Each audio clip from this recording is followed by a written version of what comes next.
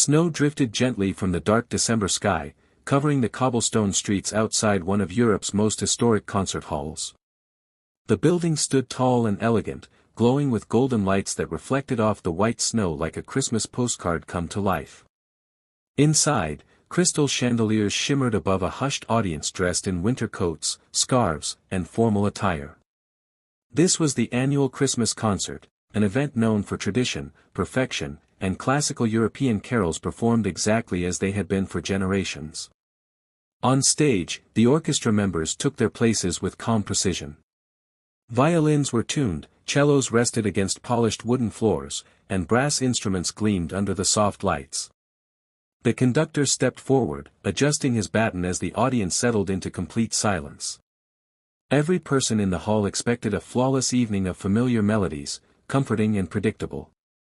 But tonight's program held a quiet surprise. The host announced a special guest, a Filipino singer invited to share a Christmas song from his homeland. A soft murmur spread through the audience. Some looked curious, others confused. Filipino Christmas music was unheard of to many in the hall. A few orchestra members exchanged quick glances, wondering how this unfamiliar song would blend with their carefully arranged symphony. Then the singer walked onto the stage. He wore a simple suit, no flashy presence, only a gentle smile and humble confidence. He paused for a moment, looking out at the grand hall, taking in the orchestra, the audience, and the weight of the moment. This was more than just a performance, it was a meeting of cultures. As the lights dimmed slightly and the orchestra prepared their sheets, a feeling of anticipation filled the room. No one realized it yet, but this calm, snowy European night was about to witness a Christmas moment unlike any other, one that would soon stop the music and touch hearts in complete silence. The conductor lifted his baton, and the orchestra began with a soft, traditional introduction, gentle strings flowing like falling snow. The sound was clean, controlled, and perfectly balanced. Then, the Filipino singer took a slow breath and opened his mouth to sing. His voice entered quietly, almost like a whisper, carrying a warmth that instantly contrasted with the cold winter outside.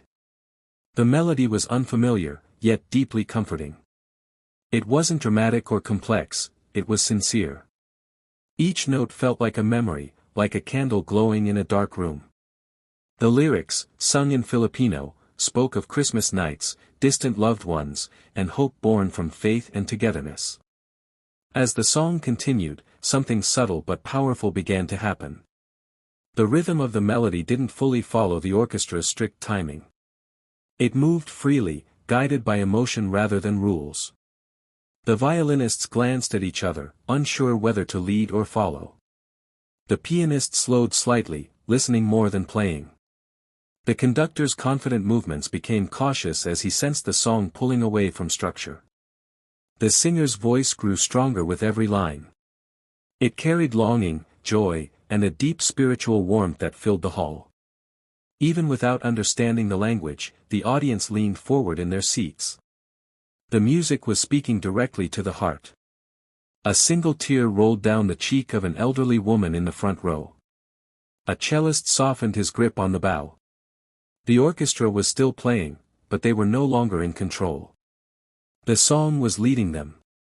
In that moment, the concert hall no longer felt like Europe. It felt like Christmas anywhere in the world, where families miss each other, where hope survives hardship, and where music is felt more than heard. The orchestra sensed it too. Something extraordinary was unfolding, and instinctively, they knew the rules of performance were about to be broken. As the song reached its emotional peak, the tension on stage became impossible to ignore. The conductor's baton, once moving with confidence, slowly lowered. His hands trembled, not from uncertainty, but from realization. This song did not need guidance. It needed space. One by one, the orchestra members stopped playing. The violins were the first to fade, their final notes hanging softly in the air. The piano followed, keys untouched. Cellos rested against shoulders. The music did not crash into silence, it breathed into it. A sudden hush spread across the concert hall, so deep that even the sound of breathing felt loud. A ripple of surprise moved through the audience. Some gasped. Others froze, unsure if something had gone wrong. But then they heard it, only the singer's voice remained. Unaccompanied, his voice grew even more powerful. It echoed against the high ceilings, filling every corner of the grand hall. Without instruments, the emotion became raw and undeniable. His voice cracked slightly on a note, not from weakness, but from feeling. That small imperfection made the moment real.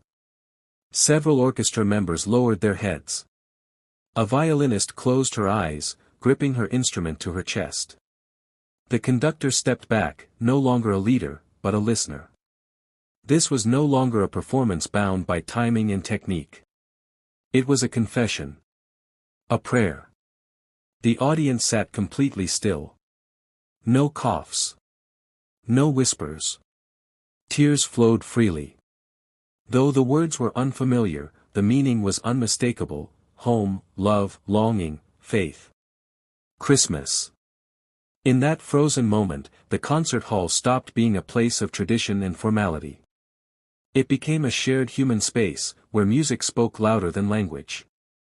The orchestra had stopped playing not because they failed, but because they understood. And in that silence, the Filipino Christmas song became something unforgettable. The singer reached the chorus, and his voice lifted gently, as if carried by something greater than sound. Without the orchestra, every word felt closer, more personal.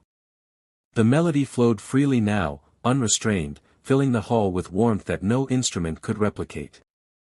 It felt like standing in a childhood home on Christmas Eve, surrounded by memories rather than decorations. Faces in the audience reflected quiet transformation. Some smiled through tears. Others clasped their hands together, moved by emotions they couldn't explain. A young man in the back row wiped his eyes, thinking of family far away. An elderly couple leaned closer to one another, hands intertwined, sharing the moment in silence. On stage, the orchestra listened like the rest of the room.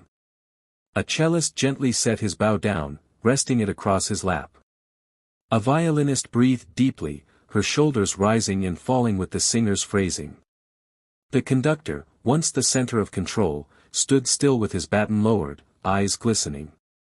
He wasn't thinking about tempo or harmony anymore, only feeling. The Filipino Christmas song carried something universal: hope in hardship, joy in simplicity, faith that light always returns. Even without understanding the language, everyone understood the message.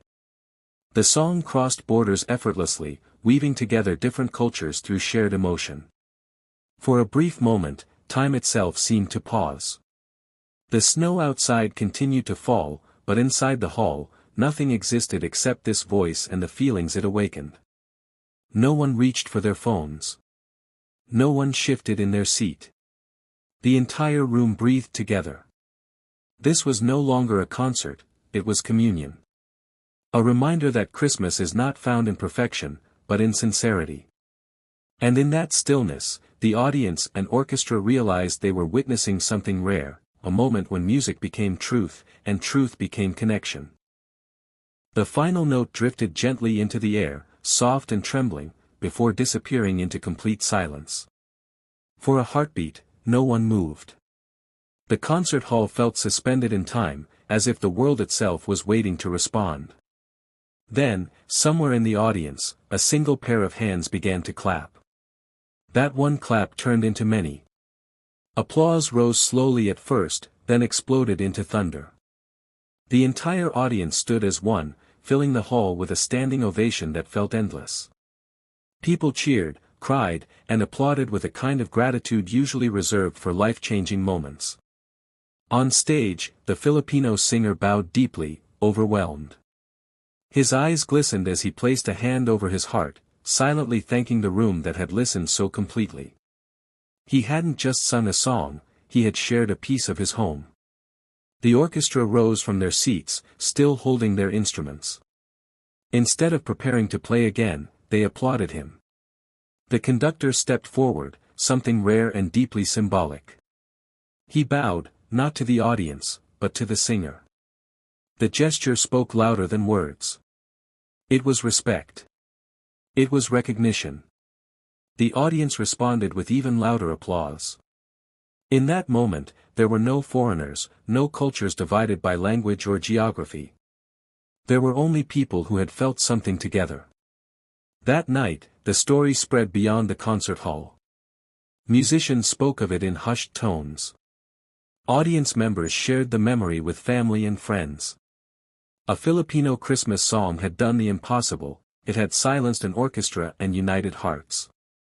And long after the snow melted and the lights dimmed, one truth remained: music does not need translation. It only needs honesty.